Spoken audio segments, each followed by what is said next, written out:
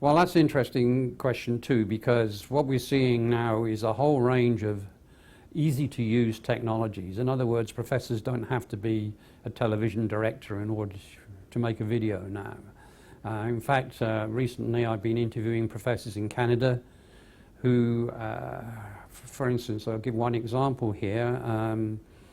In veterinary sciences, where you're dealing with the organs of animals, you get plastinated models of a heart or a lung, and these are expensive. So there's probably one per class, even in the university. So what one professor is now doing is she's just taken her iPhone and she's made a video of the model, and she explains and handles the model and turns it over. And the students, she puts a QR tag on the model. You know these QR tags when you can scan something and it will tell you what the price is and so on.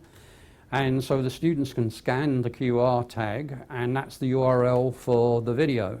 So they can just download the video.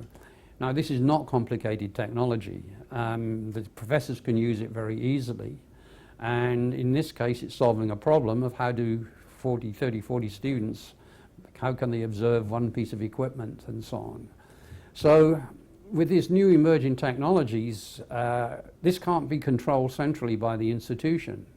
So what it means is that professors actually have a lot more freedom to teach in the way they want now, because they don't have to, for instance, necessarily have a learning management system, so which is now controlled by the institution, and you can only use it in certain ways, and it kind of controls the way you teach to some extent. So now they can bypass all that.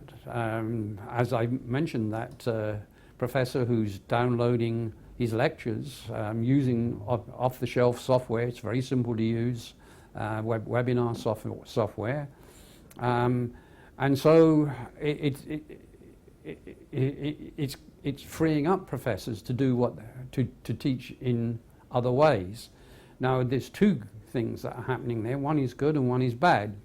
The good thing is that it's leading to a lot of innovation. Professors are doing things that they wouldn't have done in the classroom. Or they're taking things that they did in the classroom and doing it better online. But the second thing is that often they're not in a very good position to judge whether the technology is appropriate or not. Now usually if it's simple technology and students have got iPhones or mobile phones, then it's not a problem. But sometimes they choose a technology that students don't have access to, or has problems for students who are deaf or blind or have other kinds of accessibility issues. So one of the, there's still a need then for some kind of professional, like an instructional designer, to work with the professor to make sure that first of all they're using the help with the technology, because even the professor who did the video on the animal organ had to spend a lot of time just editing it, and a little bit of help from a professional would have speeded up what she was doing.